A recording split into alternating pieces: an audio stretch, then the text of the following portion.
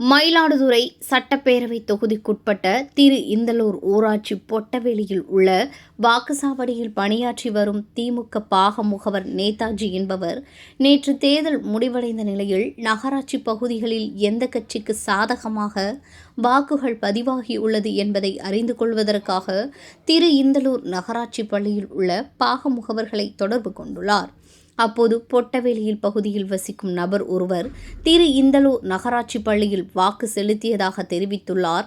அதே நபர் பொட்டவேலி வாக்குச்சாவடியிலும் வாக்கு செலுத்தியதை அறிந்த பாக முகவர்கள் உடனடியாக திரு இந்தலூர் நகராட்சி பள்ளிக்கு நேரில் சென்று பார்த்தபோது அங்கும் அவருக்கு வாக்கு இருப்பதைக் கண்டு அதிர்ச்சியடைந்தனர். இதுகுறித்து அவர் அளித்த புகாரின் பேரில் மயிலாடுதுறை காவல் ஆய்வாளர் சிவசெந்தில்குமார் தலைமையிலான போலீசார் மற்றும் தேர்தல் அதிகாரிகள் அங்கு சென்று விசாரணை மேற்கொண்டனர்.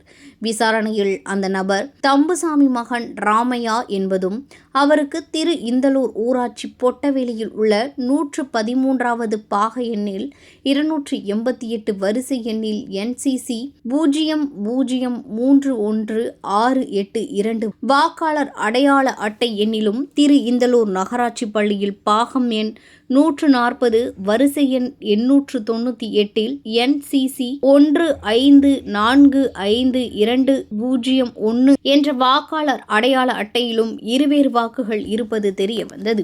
இதுகுறித்து பொட்டவேலி வாக்குச்சாவடி பாக முகவர்கள் நேதாஜி திமுக, தினேஷ்குமார் நாதாகா, சிரஞ்சீவி தாவேகா மற்றும் இந்திய கம்யூனிஸ்ட் கட்சி நகர செயலாளர் மனோஜ்ராஜ் ஆகியோர் ஒரே நபர் 2 வாக்காளர் அடையாள அட்டைகளை கொண்டு எப்படி வாக்கு செலுத்த முடியும், SAR பணிகள் மேற்கொண்டும் இதுபோன்ற தவறுகள் எப்படி நடைபெற்றது, இது சம்பந்தமாக 2 வாக்குகளை பதிவு செய்த ராமையன் மீது நடவடிக்கை எடுக்க வேண்டும், 2 வாக்காளர் அடையாள அட்டை வாங்கிய தேர்தல் ஆணையம் இதற்கு பதில் கூற வேண்டும் என தேர்தல் மண்டல அலுவலர் திவாகரிடம் தனித்தனியே புகார் மனு அளித்தனர்.